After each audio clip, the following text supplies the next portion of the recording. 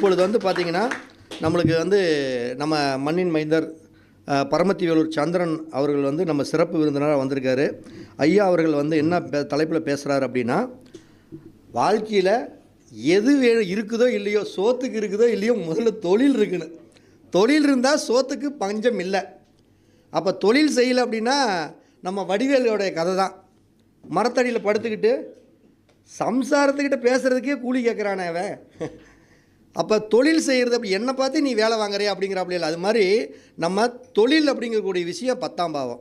அந்த 10ஆம் பாவத்தை வச்சு நம்ம பண வரவுகளை எப்படி நம்ம சம்பாதிக்க முடியும் அப்படிங்கக்கூடிய அழகான ஒரு அற்புதமான ஒரு விஷயத்தை தான் வந்து சந்திரன் ஐயா பேச வந்திருக்காரு.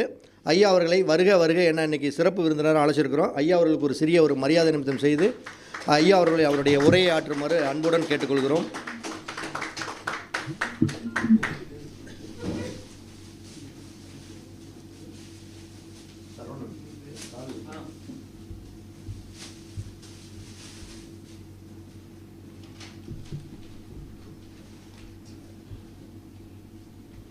ஐயா ஐயா வாங்க ஐயா.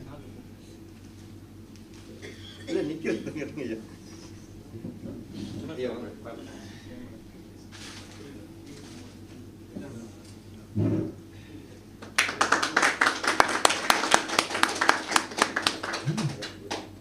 சிறப்பு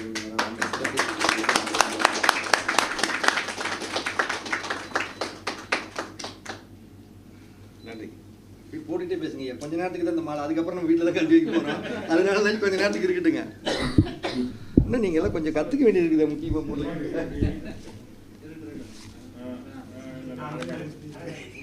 இல்லைங்க, இதை போட்டு நான் வச்சிடறேங்க ஐயா. நீங்கள் சரவணபவா ஜோதிட அறிவாலயத்தில் கூடியிருக்கும் அனைத்து மாணவர்களுக்கும் முதல் கண் நன்றியை தெரிவித்துக் கொள்கிறேன்.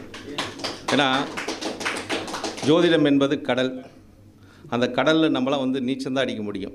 அதனால் நீச்சல் அடிச்சுக்கிட்டே இருந்தால் தான் நம்ம தப்பிக்க முடியும், இல்லாட்டி முழுகிடுவோம் அப்படிங்கிற ஒரு தன்மை இருக்குது. இந்த சரவணபவா ஜோதிட அறிவாலயத்தில் இன்றைக்கி ஐயாவோட ஒரு பேச்சு புஷ்கர அமாவாசை பற்றி மிக சிறப்பான கருத்துக்கள் அருமையாக சொன்னார். இந்த புஷ்கர அமாவாசைங்கிறது நம்ம ஒரு சிறப்பான ஒரு தொழில் செய்கிறதுக்கெலாம் ஒரு இந்த நட்சத்திரத்தை பார்த்து நம்ம செய்வது நல்லது. நம் ஜாதகத்தில் அது எந்த மாதிரி ஒரு பலனை கொடுக்கும் என்பதற்கு உதாரணத்துக்கு என்னோட ஒரு சிறிய ஒரு கருத்தை சொல்கிறேன். ஏன்னா எனக்கு வந்து கன்னி இலக்கணம் தான். புதன் புஷ்கராம்ச மாதத்தில் போயிருக்கார். அதாவது திருவோணம் 2ஆம் பாவத்தில். திருவோணம் 2ஆம் பாவத்தில் அது லாபாதிபதி. அது கன்னி இலக்கணத்துக்கு 11 கூடையவன் சந்திரன் ராபாதிபதியோட சாரத்தில் புஷ்கராம்ச மாதத்தில் போய் 5ல் உட்காந்துருக்கிறான். அந்த 5ல் உட்காந்துருந்தனால தான் எனக்கு இந்த இயற்கையான அந்த ஜோதிடம் நமக்கு வந்துருச்சு. ஏன்னா 5ஆம் இடங்கிறது ஜோதிடம் தான், ஆழ்மனம். அது இன்று வரைக்கும் எனக்கு அந்த ஜோதிடம் ஒரு யதார்த்தமாக வந்து கொண்டு இருக்கிறது. அதே மாதிரி தொழிலையும் பார்த்திங்கன்னா எனக்கு வந்து ஒரு நல்ல ஒரு முன்னேற்றம் தான். ஏன்னா அந்த 5ஆம் அதிபதியும் புஷ்கராம்ச மாதத்தில் இருக்கார். பூசை 2ஆம் பாவத்தில் போய் 11ல் இருக்கார். அப்போ இந்த 2 கிரகம் மட்டும் தான் என் ஜாதகத்தில் புஷ்கராம்ச நவாம்சத்தில் இருக்குது. இந்த 2 கிரகமே எனக்கு இது வரைக்கும் நல்ல ஒரு யோகத்தையும் நல்ல ஒரு சாதகமான ஒரு நிலையை தான் கொடுத்துருக்குது. ஏன்னா சனிங்கிறது ஒரு உழைப்பு கிரகம். ஏன்னா இன்றைக்கி நான் பேசக்கூடிய தலைப்பை ஐயா சொல்லியிருக்கேன், தொழிலை பற்றி தான் பேசினுக்கார். அப்போ தொழிலுங்கிறது எதை குறிக்கும் அப்படின்னா, தொழிலுங்கிறதுனாவே சனி தான், 10ஆம் இடம் தான், கர்மஸ்தானம் தான். அந்த அதிபதி போய் எனக்கு பூச நட்சத்திரத்தில் 2ஆம் பாவத்தில் இருக்கார், அது லாபஸ்தானத்தில். அப்போ யார் மூலிமா நமக்கு லாபம் கிடைக்கும் அப்படிங்கிற ஒரு தன்மை இருக்குது. அப்போ சனிங்கிறதே ஒரு ஆள் தான், வேலையாள் தான். வேலை தான் சனி. சனி முதலாளி கிடையாது, தொழிலாளி. அப்போ தொழில் மூலம் தான் நமக்கு லாபம் கிடைக்கும் அப்படிங்கிற ஒரு நிலைப்பாடு அந்த புஷ்கராம்ச மாதம் எனக்கு ஜாதகத்தில் ஏற்படுத்தி கொடுத்தது என்ற ஒரு கருத்தை முன்வைக்கிறேன். ஏன்னா இந்த ஐயா அந்த ஒரு கருத்தை சொல்லும்போது, ஒருத்தர் தவறுன்னு சொல்லும்போது அது எந்த மாதிரி நமக்கு சாதகமாக வந்துச்சுங்கிறதுக்காக இந்த கருத்தை முன்வைக்கிறேன்னு வச்சுங்களேன். இன்றையோட ஒரு தலைப்பு விஷயமாக எனக்கு கொடுத்த தலைப்பு, ஐயா வந்து தொழில் ஸ்தானமும் அதுக்கு உண்டான லாபமும். ஏன்னா தொழில் செஞ்சால் லாபம் இல்லாமல் இருக்க முடியுமா அப்படிங்கிற மாதிரி ஒரு நமக்கு சொல்லுவாங்க. ஒவ்வொருத்தரும் ஒரு நிலையை சொல்லுவாங்க. அதாவது ஒன்று மண்ணில் போடுங்க, இல்லாட்டி பொண்ணில் போடுங்க அப்படிம்பாங்க. இந்த மண்ணும் பொண்ணும் தான் நமக்கு என்றைக்குமே நம்மளே காப்பாற்றும். மண்ணில் போட்டாலும் காப்பாற்றும், பொண்ணில் போட்டாலும் காப்பாற்றுங்க. ஏன் சொன்னாங்கன்னா, இந்த தொழில் பாவமே மண்ணோட பாவம் தாங்க. அதனால தான் அந்த 2, 6, 10 இந்த 2, 6, 10 தான் நமக்கு வந்து இது எல்லாமே நிலஸ்தானமாக கொடுத்தாங்க, நிலம் ஸ்தானமாக கொடுத்தாங்க. இந்த ஸ்தானத்தோட தன்மை தான். அதனால தான் அன்றைக்கெல்லாம் மண்ணை நம்பி தான் பொழைச்சாங்க. இன்றைக்கி வந்து எதை வேணாலும் நம்பலாம் அப்படிங்கிற ஒரு காலகட்டமாக வந்துருச்சு. தொழில் வந்து எந்த தொழில் வேணாலும் செய்யலாம். அன்றைக்கி இரும்பு சம்மந்தமான தொழில் தான் செய்யணும் அப்படிங்கிற ஒரு தன்மை, அதே மாதிரி ஒரு விவசாயம் செஞ்சால் தான் பிழைக்க முடியும் அப்படிங்கிற ஒரு தன்மை, ஒரு தொழிலுக்கு ஒரு இந்த நிலைப்பாடு தான் சொன்னாங்க. இந்த மாதிரி ஒரு தன்மையெலாம் இருக்கும்போது நமக்கு இன்றைக்கி தொழில் பாவத்தை பற்றி எடுக்கும்போது, இப்போ ஒரு தொழில் பாவம்னு சொல்லக்கூடியது தொழில் செய்யக்கூடிய இடம் 10ஆம் இடம் தான். அது 10ஆம் இடம் தான் தொழிலுக்கு உண்டான ஜீவனஸ்தானம், கர்மஸ்தானம். தொழில் ஒருவர் வந்து தொழிலாளியாக இருக்கணும்னா 10ஆம் பாவத்தை தான் அவர் வந்து ஒரு சொந்த தொழிலாக செய்ய முடியும். சொந்த தொழில் செஞ்சால் தான் அவர் வந்து வாழ்க்கையில் அந்த தொழிலில் ஒரு முன்னேற்றம் அடைய முடியும். இதற்கு அந்த 10ஆம் பாவத்தில் அமர்ந்த கிரகங்கள் நல்லா இருக்கணும், 10ஆம் பாவம் அதிபதி நல்லா இருக்கணும். 10ஆம் பாவம் அதிபதி நமக்கு ஒரு நல்ல ஒரு புஷ்கராசன அவஸ்தாத்தில் இருக்கும்போது நமக்கு ஒரு யோகத்தை கொடுக்கும் அப்படின்னு எடுத்துக்கலாம். அதுக்கு லக்கணத்துக்கு ஒரு திரிகோணத்திலையும் ஒரு கேந்திரத்திலையும் ஒரு ஆட்சி உச்சம் இந்த மாதிரி பெற்ற ஒரு கிரகம் சுபகிரகம் பார்த்தாலும் அவங்க ஒரு நல்ல ஒரு தொழிலை செய்வாங்க அப்படின்னு நம்ம எடுத்துக்கலாம். ஏன்னா தொழிலில் பல தொழில் இன்றைக்கி இருக்குது. நம்ம உதாரணத்துக்கு ஒரு டாட்டா பிர்லா ஜாதகத்தை போடலாம், ஒரு அம்பானி ஜாதகத்தை போடலாம். எல்லோரும் அம்பானி ஆயிட முடியுமா? எல்லாம் டாட்டா பிர்லா ஆக முடியாது. ஒரு எப்பவுமே ஒரு ஜாதகத்தை பார்க்கும்போது அது தொழில் பாவத்துக்கு உண்டான நிலையை மட்டும் நம்ம பார்த்தோமா, அந்த பாவம் நல்லா இருக்குதா கெட்டு போயிடுது. ஐயா சொன்ன மாதிரி சாமகோல் வந்து இது நடக்குமா நடக்காதா, நான் தொழில் செய்வேனா செய்ய மாட்டேனா அப்படிங்கிற ஒரு நிலையை மட்டும் பார்த்தா போதும் அப்படிங்கிற தன்மை. அடுத்தது ஒரு உத்தியோகம் பார்க்கக்கூடிய அமைப்பு எது அப்படின்னு பார்த்தீங்கன்னா, உத்தியோகம் பார்க்கக்கூடிய அமைப்பு 6ஆம் இடம் தான். 6ஆம் இடம் தான் சர்வீஸ், உத்தியோகம். ஒரு அரசு வேலை இருக்கட்டும், ஒரு இடத்துல நம்ம வந்து ஒரு அடிமையாக வேலை செய்யறதும் சரி, ஒரு அரசாங்க வேலையில் ஒரு உயர் பதவியில் இருக்கிறது சரி, இதுக்கெல்லாம் வந்து 6ஆம் பாவம் மிக மிக துணை புரிய ஒரு பாவம். நம்ம 6ஆம் பாவத்தை என்ன சொல்லுவோம்? கடன்னு சொல்லுவோம், நோயின்னு சொல்லுவோம், சத்ரு ஸ்தானம் அப்படிங்கிற சொல்லுவோம். இருந்தாலும் எதிரிகிட்ட நம்ம ஜெயிச்சு வர்றது அது எந்த இடம்னா, நம்ம பார்க்குற உத்தியோகத்தில் நமக்கு உயர்வை கொடுக்கக்கூடிய இடமும் அந்த இடம்தான். அதனால தான் இந்த 6ஆம் பாவம் உத்தியோகம்னு சொன்னாங்க. அந்த உத்தியோகத்துக்கு உண்டான ஒரு சிறப்பு நிலையும் 6ஆம் பாவத்தில் தான் சிறப்பாக இருக்குது என்ற ஒரு நிலைப்பாடு இருக்குது. அப்போ இன்றைக்கி ஒரு பார்ட்னர்ஷிப்பு, கூட்டு தொழில் இதெல்லாம் செய்யக்கூடிய பாவம் எது அப்படின்னு பார்த்தா 10க்கு 10ஆம் பாவம். 10க்கு 10ஆம் பாவம் அது காலதேவனுக்கு 7ஆம் பாவம். ஒவ்வொரு ஜாதகத்துக்கு 7ஆம் பாவம் தான் கூட்டு தொழில். அது மனைவியோடு செய்யலாம், நண்பர்களோடு செய்யலாம் அப்படிங்கிற ஒரு தன்மை. ஏன்னா இருவரும் இணைஞ்சால் அது கூட்டு அப்படிங்கிற தன்மை. அது கலசர சன்மம் வருது. அந்த இடத்துக்கு தான் சனி பகவான் போய் உச்சம் பெறக்கூடிய இடமும் அதுதான். அப்போ அந்த உச்சம் பெறக்கூடிய இடமும் அது சமுதாயத்தை குறிக்கக்கூடிய ஒரு பாவம். 7ஆம் பாவம் சமுதாயத்தை குறிக்கக்கூடிய ஒரு பாவம். சமுதாயத்தில் ஒரு தொழில் மூலிமா அங்கீகாரம் கிடைக்கிதுன்னா 7ஆம் பாவம் துணை புரிஞ்சால் தான் சமுதாயத்தில் நல்ல ஒரு தொழில்னு சொல்லி அவருக்கு அங்கீகாரம் கொடுப்பாங்க, இல்லாட்டி கொடுக்க மாட்டாங்க.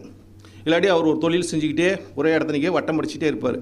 சமுதாயத்தில் அங்கீகாரம் கிடைக்குன்னா 7ஆம் பாவம் சப்போர்ட் பண்ணும். ஏன்னா சனி பகவான் தொழில்ஸ்தானாதிபதி போய் அங்கே போய் உச்சம் பெறுகிறார். அப்போ 10க்கு 10ஆம் பாவம் ஒரு 7ஆம் பாவத்தில் போய் உச்சம் பெறுறதுனால 7ஆம் பாவம் வலுவு பெற்றுச்சுன்னா நிச்சயமாக அவங்க சமுதாயத்தில் ஒரு அங்கீகாரம் கிடைக்கும். அடுத்ததாக இந்த 3 பாவம் ஒரு தொழிலுக்கு உண்டான பாவத்தை எடுத்தோம். அடுத்தது ஐயா வந்து தொழில் மூலிமா லாபம் எப்படி கிடைக்கும், யாருக்கு கிடைக்கும் அப்படின்னு பார்த்தா, ஒரு 11ஆம் பாவம் தான் நமக்கு லாபம், நம்மளோட அபிலாசைகள், ஆசைகள் என்று சொல்லக்கூடிய இடமே தான். ஏன்னா ஒரு லக்கணத்துக்கு 2ஆம் பாவம் தனபாவம், அதுதான் பணபாவம்னு சொல்கிறோம் நம்ம. அப்போ அந்த பணம் எந்த வழியில் வரும், ஒரு ஜாதகத்துக்கு பணம் எந்த வழியில் வருங்கிற சொல்கிற இடம், நீ என்ன தான் தொழில் செஞ்சாலும் உனக்கு லாபம் வருதா நஷ்டம் வருதா அப்படின்னு சொல்கிற இடமே 2ஆம் இடமும் 11ஆம் இடம் தான். ஏன் அந்த 2ஆம் இடம் அப்படின்னு சொன்னாங்கன்னா, 2ஆம் இடம் ஒரு லக்னாதிபதி போய் உச்சம் பெறக்கூடிய இடம் 10ல் தான் போய் தொழில்ஸ்தானத்தில் உச்சம் பெறுகிறார். அப்போ எந்த ஒரு லக்னாதிபதியும் பிறந்துட்டாவே ஒரு தொழிலை செஞ்சாகணும். அவங்களுக்கு தொழில் கொடுத்தா தான் அவங்களுக்கு குடும்பம் வலுப்பெறும் அப்படிங்கிற ஒரு தன்மை இருக்குது. அப்போ குடும்பஸ்தானம் தனஸ்தானத்தில் இருப்பதனால அந்த தனம் எந்த வழியில் வரும் என்று சொல்லக்கூடிய இடம்தான். அப்போ ஒருவருக்கு 2ஆம் இடம் நல்லா இருந்தால் ஒரு பேச்சு மூலியமாக தனம் வரும். 2ஆம் இடம் ஒரு நல்லா இருந்தால் குடும்பத்து மூலியமாக ஒரு தனம் வரும். குடும்பத்தோட ஒற்றுமையாக இருந்து ஒரு பணத்தை ஈட்டக்கூடிய தன்மையில் இருக்குது. 2ஆம் இடம் தான் நமக்கு வந்து ஒரு சேமிப்பு, அதிகம் கையிருப்பு வச்சக்கூடிய பாவமும் அதுதான், செலவு பண்ணக்கூடிய பாவமும் அதுதான். ஏன்னா நம்ம கையில் காசு தங்குதா தங்கலையானு என்று சொல்லக்கூடிய பாவமும் 2ஆம் இடம் தான். இப்படி இந்த பாவத்தை நம்ம ஒவ்வொன்றும் பார்க்க தான் அந்த பாவத்தோட உண்மை நிலையை நம்ம புரிந்து கொள்ள முடியும். அப்போ 2ஆம் பாவத்துக்கு 10ஆம் பாவம் வரக்கூடிய பாவம் எதுன்னு பார்த்தீங்கன்னா 11ஆம் பாவம். அதனால தான் நமக்கு லாபம் அபிலாஷின்னு சொல்லக்கூடிய இடம். அது வந்து தன வரவியும் தனத்தை போட்டு முதலீடு செய்யக்கூடிய இடமும் அதுதான். ஒருத்தர் பணத்தை போட்டு முதலீடு செஞ்சு பணம் வருமா வராதா, அதனால் எனக்கு லாபம் கிடைக்குமா கிடைக்காதான்னு பார்த்தீங்கன்னா அந்த 2ஆம் இடத்துக்கு 10ஆம் இடம் வரக்கூடியது 11ஆம் இடம். இவங்க தனத்தை கொண்டு முதலீடு செஞ்சு அதில் லாபத்தை ஈட்டக்கூடிய பாவம். அதனால தான் அது ஆசைன்னு சொன்னாங்க. 11ஆம் இடம் தான் ஒரு மனிதனுக்கு உண்டான ஆசையை தூண்டக்கூடிய பாவமும் அபிலாசைன்னு சொன்னாங்க. அப்போ அந்த பாவத்தை வளர்ச்சின்னு சொல்லுவாங்க. 11 எந்த கிரகம் இருந்தாலும் நன்மையாக தான் சொன்னாங்க. அதில் எந்த கிரகம் இருந்தாலும் கெட்டதுன்னு சொல்ல, பாவி யார் வேணாலும் இருக்கலான்ட்டாங்க. 11 இருக்கும்போது ஒரு சுபகிரகம் இருந்தால் ஒரு தனத்தை ஓரளவுக்கு சமமாக கொடுக்கும். அசுப கிரகம்லாம் இருந்தால் அவங்களுக்கு வந்து தேவையில்லாத பணங்களை அவங்க கையில் புழங்கக்கூடிய தன்மை இருக்குது. இந்த மாதிரி ஒவ்வொரு பாவத்தோட இணைவையும் நம்ம வச்சு அந்த ஒரு ஜாதகத்தை பார்க்கும்போது அதோட உண்மை நிலையை நம்ம தெரிஞ்சுக்கொள்ள முடியும். இப்போ உதாரணத்துக்கு இப்போ நான் வந்து இந்த தொழில் நான் வந்து ஒரே தொழில் செஞ்சுட்ருக்கேன். இது வரைக்கும் ஒரே தொழில் தான் செய்கிறேன். ஒரே தொழில் செய்யணும் கொஞ்சம் எனக்கு இருக்குது. இப்போ பார்த்திங்கன்னா 36 வருஷம் ஒரே தொழில் செஞ்சுட்ருக்கிறேன். இப்போ 36 வருஷம் ஒரே தொழிலில் இருந்து ஒரே தொழில் செஞ்சுக்கிட்டு இருக்கிறேன். இதுக்கு என்ன காரணம் அப்படின்னு பார்த்தீங்கன்னா, எனக்கு தொழில் பாவத்தில் எந்த கிரகமும் இல்லை. தொழில் பாவத்தில் இப்போ தொழில் பாவத்தில் 10ல் ஒரு பாவியாச்சு இருக்குன்னு சொல்லுவாங்க. 10ல் ஒரு பாவி இருந்தால் தான் ஏதோ ஒரு தொழில் செய்யணும்னு சொல்லுவாங்க. எனக்கு 10ஆம் இடத்துல எந்த கிரகமும் இல்லை. ஆனால் சூரியன் 10ஆம் இடத்தை பார்க்குறார். அப்போ தொழிலில் எனக்கு வந்து ஒரு உட்கார்ந்த அந்த அஷ்டமஸ்தானமாக இருந்தாலும் கஷ்டப்பட்டதுக்கு பிறகு தான் ஒரு தொழிலுக்கு வர முடியும்னா 10 வருஷம் ஒரு தொழிலில் போய் கஷ்டப்பட்டேன். 10 வருஷ காலம் ஒரு அடிமையாக தான் இருந்தேன். அடிமையாக இருந்து ஒரு தொழிலை செஞ்சு நான் பிறருக்கு சேவை செய்யக்கூடிய தன்மையாக தான் இருந்துச்சு. அப்போ அந்த 10 வருஷ காலத்துக்கு அப்புறம் நமக்கு அதுக்கப்புறம் நம்ம ஒரு கான்ட்ராக்ட் எடுத்து இன்ன வரைக்கும் நான் அந்த கான்ட்ராக்டில் தான் இருக்கிறேன். இப்போது கூட லைவ்லேயே தான் இருந்துக்கிட்டு இருக்கிறேன். அது மாதிரி அந்த தொழில் எனக்கு அந்த கை கொடுத்துச்சு. இதுக்கு என்ன காரணம் அப்படின்னா, ஒரு தொழில்ஸ்தான அதிபதி போய் லாபாதிபதியோட சார்த்து விட்டார். இங்கே நம்ம சாரம் தான் சூட்சம பலனை கொடுக்கும். ஒரு சாரம் நட்சத்திரம் தான். ஏன்னா கிரகங்கள் வந்து நேரடியாக பலனை சொல்லிடும். இந்த பாவத்தில் இந்த கிரகம் உட்காந்துருக்குது, இது நேரடியாக பலனை கொடுக்குறது. அப்போ ஒரு சாரம் தான் நட்சத்திரம் தான் அது சூட்சம பலனை சொல்லும். அப்போ அந்த சூட்சம பலன் என்னங்கிறத நம்ம தெரிஞ்சுக்கிட்டால் தான் நம்ம ஜெயிக்க முடியும், இல்லாட்டி தோற்றுருவோம் அப்படிங்கிற ஒரு தன்மை. அப்போ அந்த 10ஆம் அதிபதி லாபாதிபதி சார்த்தை பெற்று 5ல் இருப்பதனால் என் புத்தியை கொண்டு பிழைத்தேன். அதாவது இந்த ஒரு சொல்லுவோம்ல, புத்தியை கொண்டு பிழைச்சிக்குவாங்க அப்படிம்பாங்கள்ல. என்னோடய புத்தியை கொண்டு ஒரு தொழிலை எப்படி செஞ்சால் வெற்றி பெறலாம், ஒரு தொழிலை எந்த மாதிரி செய்யணும் அப்படிங்கிற ஒரு தன்மை என் ஆள் மனசை கொண்டு ஒவ்வொரு நிலையிலும் அது யோசித்து அதோட நிலைப்பாடு வரும்போது தொழிலில் எனக்கு அந்த இன்று வரைக்கும் ஒரே மாதிரி இருக்கக்கூடிய தன்மை அந்த தொழில் எனக்கு கொடுத்துச்சுன்னு வச்சுங்களேன். அதனால் 10ஆம் அதிபதி 8ல் போய் இருந்துட்டாரு, நீங்கள் சொந்த தொழில் செய்ய முடியாது அப்படின்னா, நான் சொந்த தொழில் பணம் போட தொழில் செய்யலை, பணம் போடாத தான் தொழில் செஞ்சேன். ஏன்னா பணம் போட தொழில் செஞ்சுருந்தால் எனக்கு 10ஆம் இடம் அஷ்டமம் கஷ்டத்தை கொடுத்துரும், பண விரயத்தை கொடுத்துரும். அப்போ நான் பணம் போட தொழில் செய்யலை. பணம் போடாத என்னோட புத்தியை கொண்டு தான் வேலை செய்து அதில் என்ன ஜெயிக்க முடிய தன்மையை வந்துச்சுன்னு வச்சுங்களேன். அப்போ ஒரு தொழில்ஸ்தானாதிபதி அஷ்டமத்தில் இருக்கும்போது நம்ம முதலீடு போட்டு தொழில் செய்யக்கூடாது அப்படிங்கிற ஒரு கான்செப்டை இது வந்து நம்ம புரிஞ்சுக்கணும். ஏன்னா நம்ம லாபம் கொடுக்காது, அப்போ அங்கே நஷ்டம் கிடச்சிடும். அப்போ நமக்கு அஷ்டமாதிபதியே அங்கே இருக்கிறனால, தொழில்ஸ்தானாதிபதி போய் அஷ்டமத்தில் இருக்கிறனால, அது என்ன தான் லக்கணத்துக்கு திரிகோணத்தில் இருந்தாலும் நமக்கு போட்ட பணம், அதாவது மறைமுக ஸ்தானத்தில் பணம் இருந்துச்சுனாவே நமக்கு அதை வெளியே எடுக்க முடியாது. நம்ம மறைச்சி வைக்கலாம், மறைச்சி வைக்கிறது, பணத்தை மறைச்சி வைக்கிறதுக்கு 8ஆம் இடமும் 12ஆம் இடமெல்லாம் துணை புரியும் நமக்கு. ஏன்னா சேமிப்பு பாவமே 12ஆம் இடம் தானே, அங்கெல்லாம் சேமித்து வைக்கலாம் நம்ம வந்து. ஏன்னா நம்ம ஒரு பாக்கெட்லேயே பணம் வச்சாலும் வெளியே தெரிகிற மாதிரி வைக்க மாட்டோம், கொஞ்சம் ஒரு பர்ஸ் வச்சுருப்போம், அதுக்குள்ளே உள்ளே வைப்போம். அதாவது நம்ம சேமிக்கக்கூடிய பாவம் 8 12 இருந்தால் கூட மறைச்சி வைக்கலாம் நம்மளோட தனத்தை. ஆனால் வெளியே வச்சுக்க முடியாது. வெளியே தெரிஞ்சால் நம்ம பணம் காணா போயிடும் அப்படிங்கிற ஒரு தன்மை. மற்றவங்க கண்ணு பட்டு அது ஏதாச்சும் ஒரு டிஸ்டி மாதிரி ஆயிரும், இல்லை மற்றவங்க எடுத்துக்கூடிய தன்மையெலாம் இருந்திருக்கும். அப்போ ஒவ்வொரு தன்மைக்கும் இந்த நம்ம லக்னாதிபதி தான் முக்கியம். ஒரு லக்னாதிபதி எங்கே இருக்கிறாரோ அந்த நிலைப்பாடு வச்சா தான் அந்த ஜாதகர் யார் என்பதை அவர் தொழிலில் ஜெயிக்க முடியுமா, தொழில் செஞ்ச ஒரு பணம் சம்பாதிப்பாரா என்பதெல்லாம் நம்ம சொல்ல முடியும். அடுத்ததாக எனக்கு தனம் எந்த வழியில் வந்துச்சு, ஏன்னா ஒரு தொழில் இந்த மாதிரி வந்துருச்சு நடந்துச்சு, தனம் எந்த வழியில் வந்துச்சு அப்படிங்கிற ஒரு தன்மை நம்ம பார்த்தோம்னா, தனஸ்தானம் என்று சொல்லக்கூடிய 2ஆம் இடம். இந்த 2ஆம் இடம் தான் சுக்கிரனோட வீடு.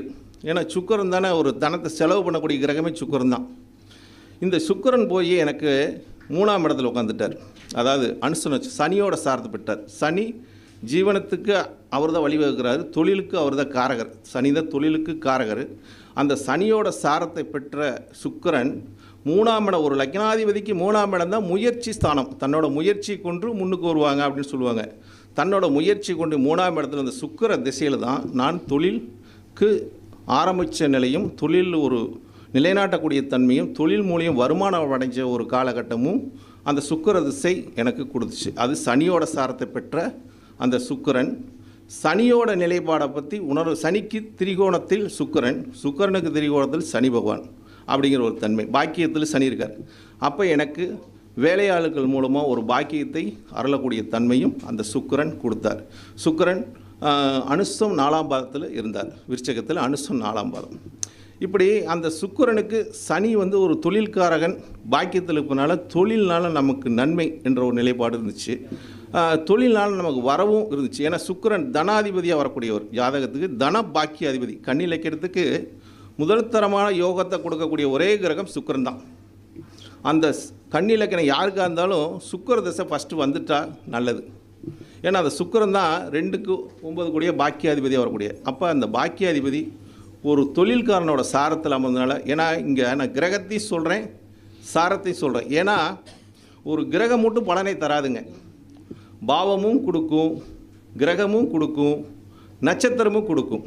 இந்த 3 சூட்சமத்தையும் நம்ம வந்து பார்த்துக்கிட்டோமா போதும். இந்த 3 சூட்சமும் நம்ம எங்கே பார்க்க முடியும்னா அதோட தசாகாலத்தில் தான் உணர்ந்து கொள்ள முடியும். தசை நடக்கலைன்னா இது நடக்காது அப்படிங்கிற மாதிரி இருக்குது. ஒவ்வொரு தசையும் நடக்கும்போது இந்த கிரகத்தோட உள்ளார்ந்த கருத்துக்களை நம்ம அனுபவிக்க முடியும், அதை உணர முடியும் என்ற ஒரு கருத்தை முன்வைக்கிறேன். அப்புறம் அந்த சுக்கிர திசையில் எனக்கு அந்த தொழிலுக்கு வரக்கூடிய தன்மையும், தொழில் ஒரு மேல்நோங்கி வரக்கூடிய தன்மையும், தொழில்னால் லாபத்தை அடையக்கூடிய தன்மையும், தன பாக்கியத்தை எனக்கு கொடுத்துச்சு என்ற ஒரு கருத்து இருக்குது. இதுதாங்க. அப்போ அதுக்கடுத்து பார்த்திங்கன்னா ஒரு பார்ட்னர்ஷிப் மாதிரி நம்ம தொழில் செஞ்சு முன்னுக்கு வர முடியுமா அப்படின்னு பார்த்தா அதுக்கு உண்டான ஒரு தசாகாலம் வந்துச்சு. ஏன்னா நான் வேறு யாராவது ஜாதகத்தை சொல்கிறதோட அந்த ஜாதகம் இந்த ஜாதகம் போட்டு குழப்பறதோட என்னோட நிலைப்படி ஒரு தொழிலுக்காக எடுக்கும்போது நம்ம 36 வருஷம் ஒரு தொழில் இருந்திருக்கிறோம். அந்த தொழிலோட அனுபவத்தை உங்களுக்கு சொல்லும்போது உங்களுக்கு இதில் நிறைய ஒரு பாயிண்ட் கிடைக்கலாம். ஏன்னா நாங்கள் பாவத்தையும் சொல்லுவேன், கிரகத்தையும் சொல்லுவேன், நட்சத்திரத்தையும் சொல்லுவேன். இந்த 3ஐயும் சொல்லி அந்த தசாகாலங்களையும் சொன்னால் தான் இது நடந்துச்சா என்னன்னு உங்களுக்கு புரிஞ்சுக்க முடியும். நான் ஒன்று போட்டு சொல்லிக்கிட்டு இருந்தேன்னு வச்சுக்கோங்க, இவர் நல்லா பெருசாக தான் சொன்னார், கடைசியில் பார்த்து ஏன் ஜாதகத்தில் நடக்கலையே அப்படிங்கிற மாதிரி வந்துடும். அதனால் 7ஆம் இடம் ஒரு பார்ட்னர்ஷிப்பை குறிக்கக்கூடிய இடம். 7ஆம் இடம் தான் ஒரு லைஃப் பார்ட்னர்னு சொல்லக்கூடிய இடமும் அதுதான். அப்போ அங்கே வந்து சந்திர பகவான் போய் எனக்கு இருக்கார். 7 ரேவதி 4ஆம் பாதத்தில் வர்க்கோத்தம நிலையில் இருக்கார். ஒரு கன்னி இலக்கியத்துக்கு 11ஆம் அதிபதி லாபாதிபதி. இப்போ சொன்னார் நம்ம ஒருத்தர் வந்து இப்போ பேசிகிட்டு இருந்தார், அவர் பேர் ஞாபகத்துக்கு இல்லை, சவுதியிலேருந்து வந்திருந்தார். எனக்கு கன்னி இலக்கியம் குரு பாதகாதிபதிங்க வச்சு செய்வாருங்க, அதனால் பார்த்து நெடுங்காலம் உளுந்துருவாங்க குரு கட்டிலாம் அப்படிம்பார். எனக்கு குரு பாதகாதிபதி தான். ஒரு பாதகாதிபதி பாதகத்தை செய்வாரா சாதகத்தை செய்வாரா என்பதை நம்ம எப்படி பார்த்துக்கொள்ள முடியும் ஜாதகத்தில்? அந்த பாதகாதிபதி அந்த எனக்கு வந்து பாதகாதிபதி ஆட்சி பெற்றிருக்கார். குரு ஆட்சி பெற்று ரேவதியோட சாரத்தை 2ஆம் பாதத்தில் இருக்கார். அப்போ நவாம்சில் போய் நீச்சமாயிட்டார். அப்போ பாதகாதிபதி வலு குறைஞ்சிட்டார். வலு குறைஞ்சனால தான் இன்றைக்கி பரணி பாரதியா எனக்கு நண்பராக இருக்கார். அவர் ஒரு குரு. அவர் மாதிரி எனக்கு நிறையா குருமார்கள் எனக்கு நட்பு ரீதியாக இருக்கிறாங்க. குரு எனக்கு இது வரைக்கும் ஒரு குரு கூட எனக்கு பகை கிடையாது. குருமார்கள் யாருமே எனக்கு பகை கிடையாது இது வரைக்கும். பகை கிடையாது. எல்லா குருவுமே ஒரு மரியாதை. ஒரு இப்போ போன வாரத்தில் இங்கே ஒரு மீட்டிங் நடத்தினோம். வந்தவங்க அத்தனை பேரும் குருமார்கள் தான் வந்திருந்தாங்க. பெரிய பெரிய ஆசனெலாம் வந்திருந்தாங்க. எல்லாமே நம்ம நட்பு ரீதியாக தான் பழக்க வழக்குங்க. அந்த மாதிரி அந்த குருங்கிற எனக்கு வந்து நம்ம எடுத்தோன்னே என்ன சொல்லுவாங்க, கண்ணில் வைக்கிறதுக்கு பாதத்தை கொடுப்பாரு குரு, பாதத்தை செஞ்சுருவாருங்க அப்படிம்பாருங்க. எனக்கு லைஃப் பார்ட்னர்லேருந்து எனக்கு வரக்கூடிய நண்பர்லேருந்து எல்லோரும் எனக்கு சாதகமாக தான் இருக்கவங்களையும் எனக்கு பாதகமான ஒருத்தர் கூட இல்லை இது வரைக்கும் அப்படிங்கிற ஒரு தன்மை இருக்குது. அப்போ நம்ம எந்த ஒரு கான்செப்டையும் போகும்போது ஒரு கிரகத்தை நம்ம வந்து மேலோட்டமாக பார்த்து பலனை சொன்னோமா தோற்று போயிடுவோம். இப்போ எனக்கு குரு ஆட்சி என்னங்க பாதகாதிபதி ஆட்சி போய்ட்டு சந்திரனோட சேர்ந்துருக்காரு 2 தாரம் அமைங்க அப்படின்னு அதை சொல்லிடுவாங்க எடுத்தோன்னே. அப்படி சொல்லக்கூடாது. ஒரு ஜாதகத்தை வந்து நம்ம வந்து பாசிட்டிவாக பார்க்கணும். நெகட்டிவாக பார்த்து நம்ம பழகிட்டோமா நமக்கு நெகட்டிவாக தான் வரும். அந்த ஜாதகத்தில் ஜோசியர் எல்லாமே கெட்டதை கண்டுபிடிக்கிறாங்க. கெட்டதை கண்டுபிடிச்சி என்ன பலன் கிடைக்குது? நல்லது நடக்குதாங்க நம்மளை தேடி வராங்க. ஒவ்வொரு ஜோசியர்கிட்ட ஒவ்வொருத்தர் எதுக்கு வராங்க? எனக்கு நல்லது நடக்காதா, எனக்கு ஏதாச்சும் மாற்றம் கிடைக்காதா அப்படின்னு தான் வராங்க. அப்போ நீ போய் மீண்டும் கெட்டதே சொன்னீங்கன்னா என்ன இருக்கும்? அப்போ நம்ம கெட்டதை சொல்லக்கூடாது. கெட்டதே இருந்தாலும் கெட்டதை நம்ம சொல்லாமல் இருப்பது நல்லது. அப்போ நம்ம வந்து ஒரு ஜோசியர் வந்து ஒரு ஜாதகத்தில் நல்ல விஷயங்கள் எங்கே இருக்குதுன்னு தேடி கண்டுபிடிக்கணும். அந்த ஜோசியர் வந்து சிறந்த ஜோசியராக வருவாங்க. என்னை பொறுத்தளவுக்கு யாராக இருந்தாலும் ஒரு நல்ல ஒரு ஜோசியர் வந்து கெட்ட பலனை வந்து அதிகம் யூஸ் பண்ணாமல், ஏன்னா ஜோதிடர் வாக்கு வந்து தெய்வ வாக்குன்னு சொல்கிறாங்க. அந்த தெய்வத்துக்கு ஈக்குவலான ஒரு ஜோசியர் போய் கெட்ட வாக்கு சொன்னால் எப்படி இருக்கும்? அப்போ அது வந்து பழிக்குமா பழிக்காதா? பழிச்சிரும். இவர் வாயில் விழுந்துச்சப்பா, நடந்துருச்சப்பா, நல்லதை சொல்ல மாட்டாங்க, கெட்டதை கண்டிப்பாக பரவிடும். அது மாதிரி கெட்ட வாக்குகளை பயன்படுத்தாமல் இருப்பது ஜோதிடர்களுக்கு அவங்களுக்கு உயர்வையும் தரும், மற்றவங்களுக்கு உயர்வையும் தரும். இப்படி உயர்வை தர ஜோதிடமும் வளர்ந்து நிற்கும் என்ற ஒரு நிலைப்பாடு இருக்குது. அதனால் நான் இப்போ பேசுகிறது எல்லாமே ஜோதிடத்தோட வளர்ச்சிக்கும், ஜோதிடம் கற்றுக்கொள்வது வளர்ச்சிக்கும், ஜோதிடத்தை பார்க்க வரவங்களும் வளரணும். எல்லாமே வளரணுங்க. வளர்ந்தாதாங்க நல்லா இருக்கும். ஒரு செடியை மரத்தை நட்டுட்டோம், செடி விதையை ஓடிட்டோம், அது விதை வளர்ந்து வந்தால் தான் நமக்கு ஒரு நிழல் தரும், மற்றவங்களுக்கு ஒரு பயன் தரும். அது காஞ்சி போச்சுன்னா அது மாதிரி நிறைய பேர் காய வச்சிட்டு இருக்காங்க.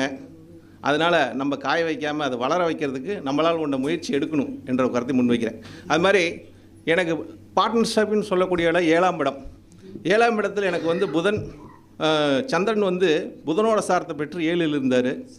அந்த காலகட்டத்தில் நான் ஒரு ரியல் எஸ்டேட் தொழிலில் இறங்கினேன். அதாவது இடம் வாங்கி விற்கிறது, பிளாட் போடுறது, இந்த மாதிரி ஒரு தொழிலில் இறங்கினேன். அது பார்ட்னர்ஷிப்புன்னு நான் வந்து எப்பவுமே எனக்கு 4ஆம் பாதத்தில் இருந்துச்சு. 4 பார்ட்னர்ஷிப் வந்தாங்க. 4 பார்ட்னர்ஷிப் வந்தனால அந்த இடம் வாங்கி நாங்கள் விற்று பாதியோடு நின்று விற்றோம்.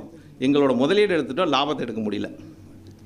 லாபாதிபதி சாரத்தில் சந்திரனோட திசையில் அந்த இடத்த போட்டு நாங்கள் வந்து பிஸ்னஸ் பண்ணி முதல்ல எடுத்துட்டோம், லாபத்தை எடுக்க முடியல. ஏன் லாபத்தை எடுக்க முடியல? இப்போ அது ஒரு நிலை வேணுமில்ல. இப்போ சந்திரன் லாபாதிபதி 7 உட்காந்துனா பார்ட்னர்ஷிப் மூலம் நம்ம கூட்டு வந்துருச்சு, தொழில் வந்துச்சு. அந்த காலகட்டத்தில் திசை நடக்குது, சந்திர திசை நடக்குது, இது நடந்துச்சு, லாபத்தை எடுக்க முடியல, லாபம் கொடுக்கல. ஏன்னா 7ஆம் இடத்துக்கு 2ஆம் இடம் நமக்கு அஷ்டமஸ்தானம், தனத்தை குறிக்கக்கூடிய பாவம். அப்போ 7ஆம் இடத்துக்கு 2ஆம் இடம் அஷ்டமஸ்தானம். அதே மாதிரி அந்த 7ஆம் இடத்துக்கு லாபத்தை கொடுக்கக்கூடிய பாவம் இது 11ஆம் இடம். இப்படி தான் நம்ம எடுக்கணும். ஒரு பாவத்தை வந்து லக்கணமாக பாவித்து அந்த பாவத்துக்கு உண்டான தன்மையை எடுக்கும்போது நம்ம சிறப்பாக இருக்கும்.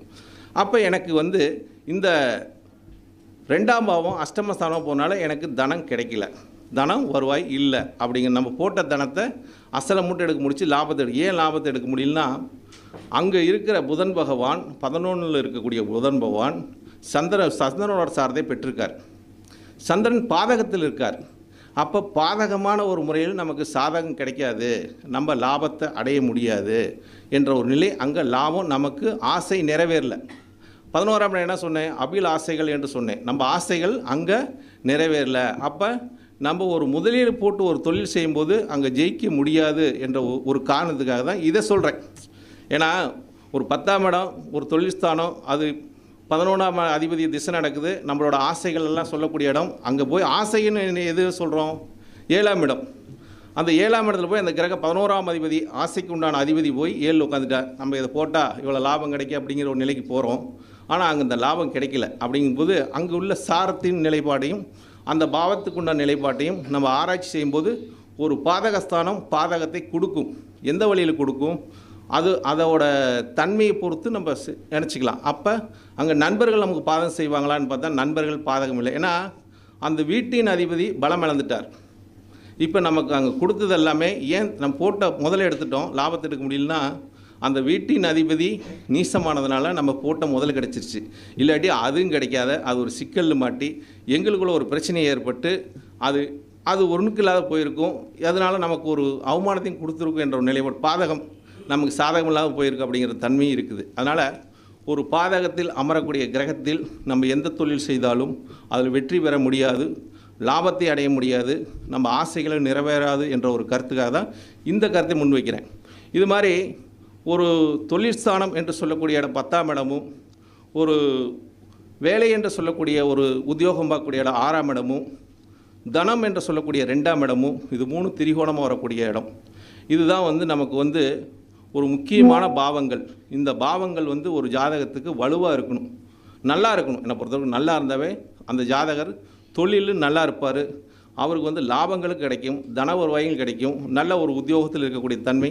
இதுக்கெல்லாம் நம்ம எதை வச்சு பார்க்கணுன்னா இதோட கிரகத்தை, அதாவது கிரகத்தோட காரகத்துவம், பாவத்தோட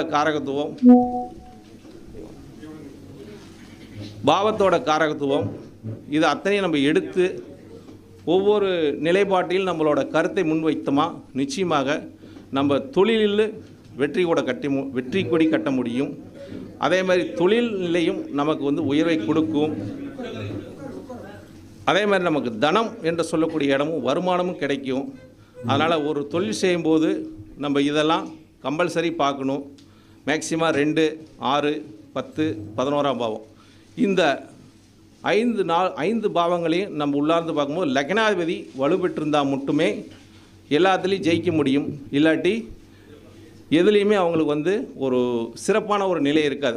வந்து ஒரு லக்கணத்தை பார்த்தா தான். அதனால தான் காலதேவனுக்கு முதல் இடத்துல செவ்வாயோட வீடை வச்சு அங்கே சூரியனை உச்சம் கொடுத்து லக்னாதிபதி போய் கர்மஸ்தானத்தில் உச்சம் பெற வச்சாங்க. அப்போ இந்த லக்னாதிபதி கர்மஸ்தானத்தில் போய் உச்சம் பெற்றிருக்கனால இந்த ஜாதகர் பிறக்கும்போது ஏதோ ஒரு கர்மாவை செஞ்சு தான் பிழைக்கணுங்கிற ஒரு விதியே நமக்கு சொல்லியிருக்காங்க.